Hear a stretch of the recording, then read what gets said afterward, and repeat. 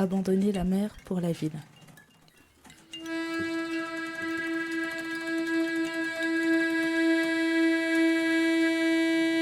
Je marche, je regarde. Poursuivi par le bourdonnement de la métropole comme une vibration dans les eaux. Je marche saccadé jusqu'au fleuve que je longe, m'accorder à son rythme, à ses courbes, à ses remous.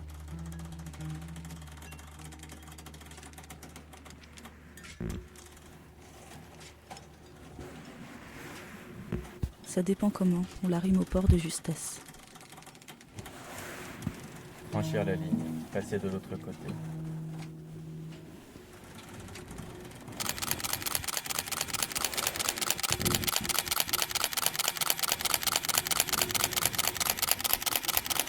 Chaque ligne est brisée, soumise à des variations de direction, bifurcantes et fourchues, soumise à des dérivations.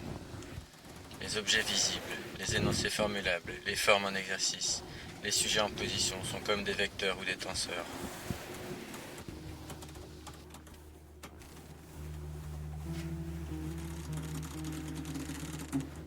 L'attirance que le garçon éprouvait pour la mer. Procéder par crise, par secousse. Penser en termes de lignes mouvantes. C'était l'opération d'Herman Melville.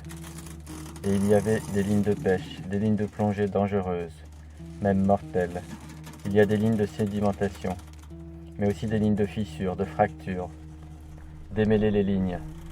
Dans chaque cas, c'est dresser une carte, cartographier, arpenter des terres inconnues.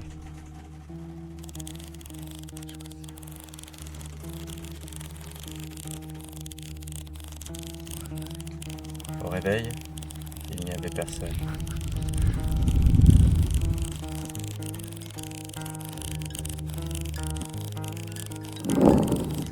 Scruta la surface de la mer.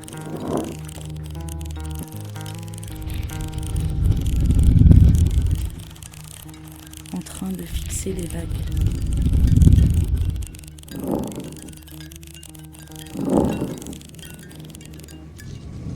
Et toi qui fuyais. Arrivé à la poupe, le garçon s'arrêta, intrigué.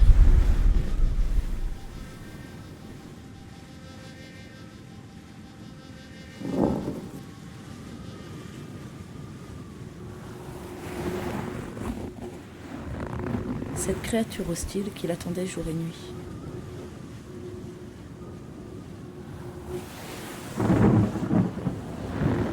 Cette chose gardait toujours le même cadre.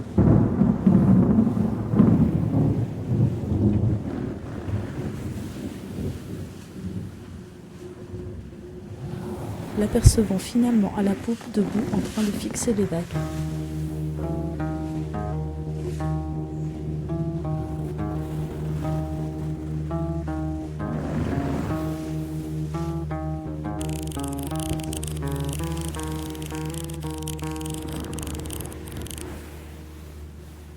Je marche longtemps. Mon épuisement me comble.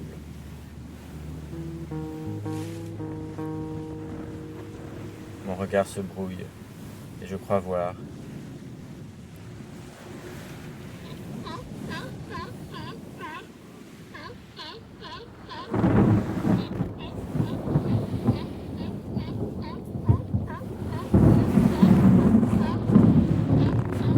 Le tourmentait comme un mirage, Poursuivi par le bourdonnement de la métropole comme une vibration dans les eaux. à la fois funeste et fascinant.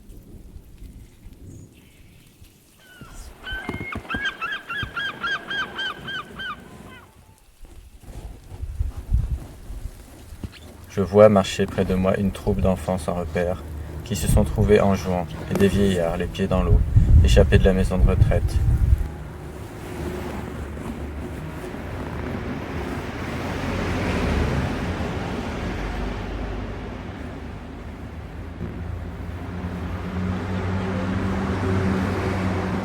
Sortant la tête de l'eau de temps à autre.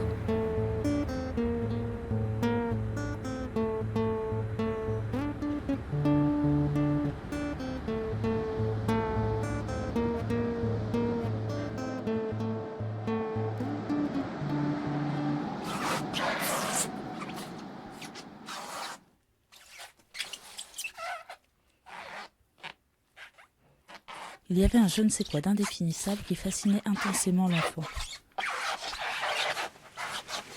Une obsession secrète.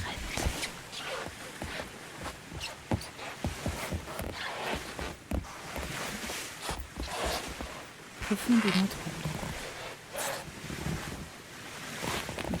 Il courait sur le pont.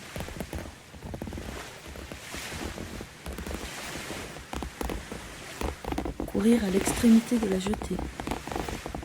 On se croyait au port, mais on est rejeté en pleine mer. S'aventurer au-delà du rivage. Devant, donnant leur rythme, les voyageurs bannis de tous les campements ont recueilli ce dont personne ne voulait et qui se roule dans le vent.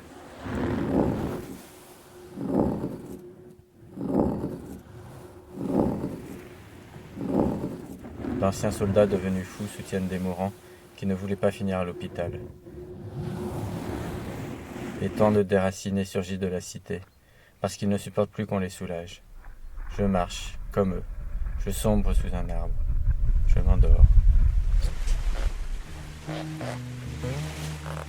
Et me vider de ce qui pèse, me décharger de ce qui jusque-là m'avait tenu lieu d'être.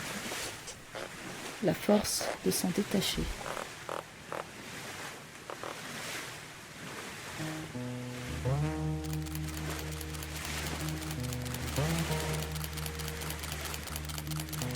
Résistance à la fatigue.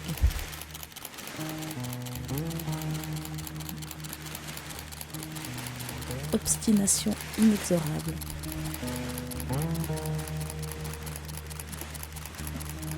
Cheminant revolver sur la tempe, à la recherche de leur respiration.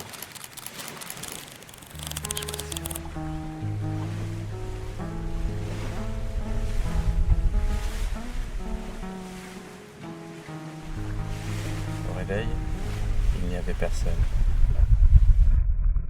Franchir la ligne, passer de l'autre côté. Du nord au sud, d'est en ouest, ou en diagonale. Ce peuple aperçu plus réel que les fantômes qui hantent les vitrines m'était apparu comme le chemin de mon devenir. Alors, je marche, je regarde. Et il plongea. Tant mal peuplé encore, et tout dans l'écartillé encore, tout d'un seul coup comme jadis. Mieux plus mal tout, les trois courbés, l'écarquillé, le vide étroit tout entier. Nulle tache brouillée, tout net, net obscur, trou noir béant sur tout, absorbant tout, déversant tout.